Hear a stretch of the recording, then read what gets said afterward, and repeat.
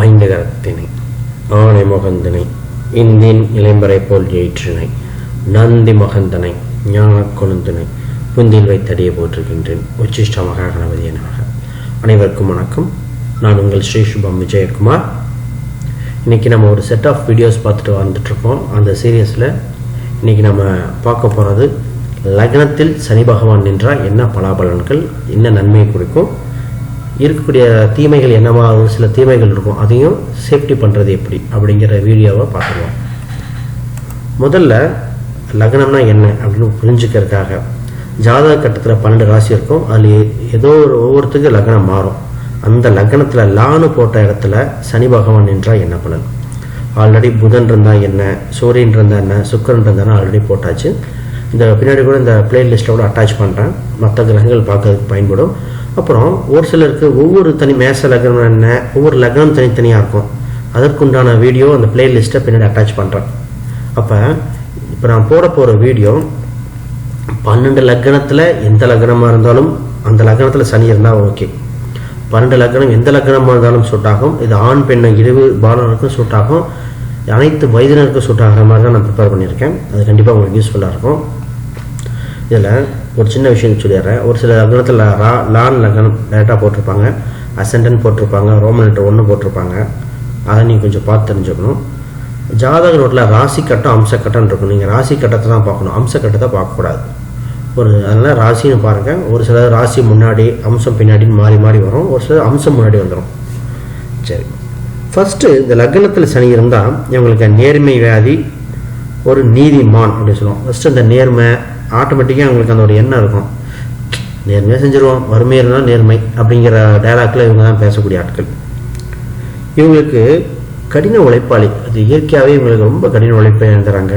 ஒரு கஷ்டப்பட்டு முன்னேறக்கூடிய நபர்கள் எல்லாமே லக்னத்தில் சனி இருக்கிற அமைப்பாகும், கஷ்டப்பட்டு முன்னேறணும். இவங்க இப்போ வேலை செய்கிற இடத்துல கடின உழைப்பாளின்னு சொல்லுவாங்க. அதே இது வீட்டில் சொன்னீங்கன்னா சோம்பேறிம்பாங்க. ஏன்னா வேலை செய்கிற இடத்துல அவ்வளோ கஷ்டப்பட்டு உழைத்தனால உடல் டயர்டுக்காக வீட்டில் ரெஸ்ட் எடுப்பாங்க.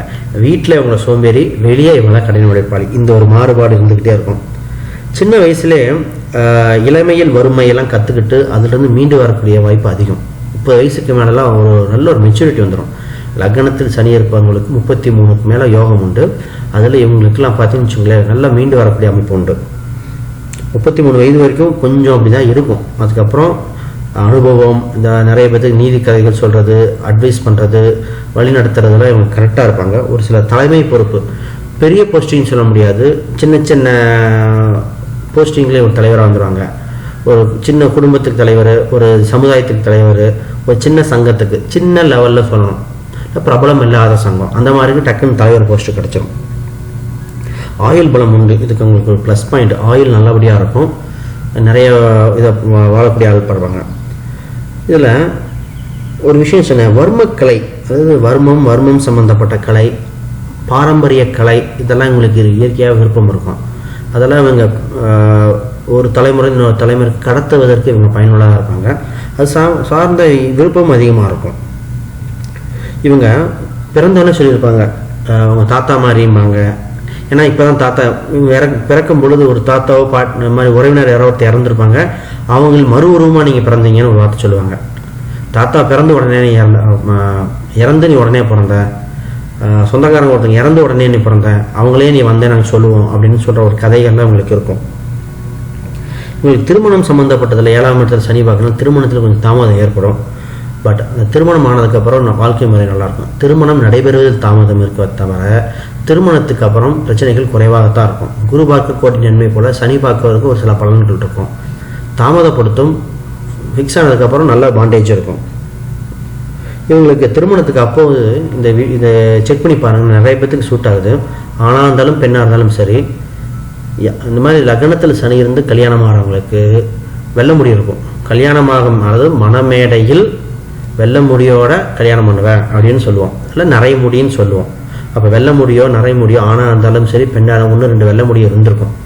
அப்போ பொதுவாகவே நான் அந்த வெள்ள முடி வரலைனாலே கொஞ்சம் வெயிட் பண்ணுங்கன்னு சொல்லுவேன். அது மாதிரி உங்களுக்கு அமைப்பு வந்துடும். அடுத்து உடல் உபாதைகள் அப்படின்னு பார்க்கணும். உடல் உபாதைகள்னால் இவங்க எண்ணெய் சம்மந்தப்பட்ட ஒரு விருப்பம் அதிகமாக இருக்கும், அது சம்மந்தப்பட்ட ஈர்ப்பும் இருக்கும். அது அவங்க கவனமாக இருக்கணும். அப்புறம் ஜோதிடம், இயற்கையாகவே உங்களுக்கு ஜோதிடம், அருள்வாக்கு, ஒரு ஞானம் இதெல்லாம் வந்துடுது. அந்த அமைப்பில் உங்களுக்கு இருக்குது. அதோட சித்தர்கள் வழிபாடு ரொம்ப விருப்பப்படுறாங்க. சித்தர்கள் வழிபாடு, ஜீவ வழிபாடுங்கிறது, அதாவது ஜீவ சமாதி அடைந்த சித்தர்கள் அவங்களெல்லாம் கும்பிடுறது உங்களுக்கு ரொம்ப ஆர்வமாக இருக்கும். ஜோதிடத்தில் நிறைய முறைகள் இருந்தாலும் பாரம்பரிய முறை எனக்கு ரொம்ப பிடிக்கும். பழைய முறை, பழசு, பாரம்பரியம், அந்த மாதிரி இந்த லக்னத்தில் சனி இருக்கிறவங்க 2 எக்ஸ்ட்ரீம்னு சொல்லுவோம் நாங்கள். ஒன்றும் ரொம்ப பாரம்பரியத்தை கட்டி இது பண்ணுவாங்க, எல்லாம் அப்படியே புதுசுக்கு போயிடுவாங்க. இப்போ நடைமுறை என்ன இருக்கோ அதை ஒத்துக்க மாட்டாங்க. ஒன்றும் ரொம்ப பாரம்பரியம், அதை சொல்லுவோம் அப்படிம்பாங்க. இல்லைன்னா ரொம்ப அட்வான்ஸ். 2 எக்ஸ்ட்ரீம் போகக்கூடிய ஆட்கள். இவங்களுக்கு தொழில் செய்யக்கூடிய விருப்பம் வந்துக்கிட்டே இருக்கும். எப்போவுமே காசுனாலும் நம்ம சம்பாரிச்சதாக இருக்கணும் அப்படிங்கிற ஒரு லக்னத்து சனின்னு அடிமைன்னு சொல்லுவாங்க. ஆனால் இது இயற்கையாகவே நம்ம வேலை செய்யணும். 10ஆம் இடத்துல விடுவோம். அப்போ நம்ம சம்பாதிக்கணும், நம்ம 4 பேர்த்துக்கு வேலை கொடுக்கணும், நம்ம கீழே ஒருத்தனாக வேலை இருக்கணும் அப்படிம்பாங்க. பொதுவாக லக்னத்தில் சரி இருக்காங்க. ஆரம்ப காலகட்டத்தில் வேலைக்கு சென்று பின்னாடி ஒரு தொழில் ஆரம்பித்து தொழில் கீழே நிறைய பேரை வேலைக்கு வைக்கக்கூடிய அமைப்பு இருக்குது. அது ஆட்டோமேட்டிக்காக அந்த குறிப்பிட்ட காலகட்டத்தில் வந்துடும். இதில் ஒரே ஒரு பார்த்திங்கன்னா, உங்களுக்கு திருமணம் லேட்டாக இருக்கும், ஆகக்கூடிய வாய்ப்பு சொல்லுவோம். ரெண்டாவது, உங்களுக்கு குழந்தை பிறப்பு பார்த்திங்கன்னா திருமணத்துக்கு உண்டான கொஞ்சம் காலதாமதம் ஆகும் இல்லை. அப்போ இவங்க குழந்தைக்கு 10 வயசு இருக்கும்போது இவங்க தாத்தாயிடுவார். 10லேருந்து 12 வயசு இந்த குழந்தைக்கு இருக்கும் பொழுது இவங்க தாத்தா அப்படின்னு கூப்பிடுற முறை வந்துடும். அது அதிவிரைவில் தாத்தா ஆகக்கூடிய ஆட்கள் இவர் தான். இவருக்கு சித்தப்பான்னு ஒருத்தவங்க, சித்தப்பா கூட சகஜமாக பழகக்கூடிய நட்பு இருக்கும். சித்தப்பா அப்படிங்கிற உறவு முறைக்கு அவர் வீட்டுக்கு போகிறது, இல்லை இவங்களை இந்த நடைமுறை வாழ்க்கையில் என்ன சித்தப்பு அப்படின்னு கூப்பிடுற அமைப்பு, இதெல்லாம் உங்களுக்கு ஏற்படுது. பொதுவாக லக்னத்தில் சனி இருப்பது நெகட்டிவ்னு சொல்லுவாங்க, பாசிட்டிவ் நிறையா இருக்குது. இவங்க நெகட்டிவ்னு சொல்கிறது என்ன சொல்லுவோம்னா, அதாவது எதுக்குமே ஒரு யோசனை எடுக்க மட்டும் லேட்டாக யோசிப்பாங்க. அதாவது நல்லா யோசிக்கணும், கரெக்டாக கொடுக்கணும், காலதாமதமாகாமல் பார்த்துக்கணும். காலதாமதம் மட்டும்தான் உங்களை குறையா சொல்லுவாங்க தவிர உங்களை ஒர்க்கில் தப்பாக சொல்ல மாட்டாங்க. அந்த காலதாமதத்துக்கு மட்டும் தவிர்க்க வழியாக பாருங்கள். சரி, யாருக்காவது தனிப்பட்ட முறையில் ஜாதகம் அனலைஸ் பண்ணணும், அஸ்ட்ராலஜி கன்சல்டேஷன் வேணுங்கன்னா இமெயில் பண்ணுங்கள், வாட்ஸ்அப் பண்ணுங்கள். மேக்ஸிமம் வாட்ஸ்அப்பில் வந்துடுங்க, உங்களுக்கு பயனுள்ளதாக இருக்கும். அதாவது ஜென்ரல் டவுட் இருந்தால் வீடியோ கீழே கமெண்ட் பண்ணுங்கள். ஜென்ரல் டவுட் வாட்ஸ்அப்பில் வராதிங்க. ஏன்னா நம்ம அப்பாயின்மெண்ட்டு ஃபிக்ஸ் பண்ணி அதில் பார்த்துட்ருக்கறனால அவங்களுக்கு டைம் ஒதுக்குது பண்ணிகிட்ருக்கோம். அதனால் நீங்கள் வீடியோ கீழே கமெண்ட் பண்ணுங்கள், சந்தேகங்கள் நிவர்த்தி பண்ணுறோம். அப்புறம் உங்களுக்கு பிடிச்சிருந்தா கண்டிப்பாக சப்ஸ்கிரைப் பண்ணுங்கள், உங்கள் நண்பர்களுக்கு ஷேர் பண்ணுங்கள், கண்டிப்பாக பயனுள்ளதாக இருக்கும். பாசிட்டிவாக இருங்க. என்னோடய இமெயில் ஐடி, வாட்ஸ்அப் நம்பர் இதுதான். மிக்க நன்றி. வாழ்க வளமுடன்.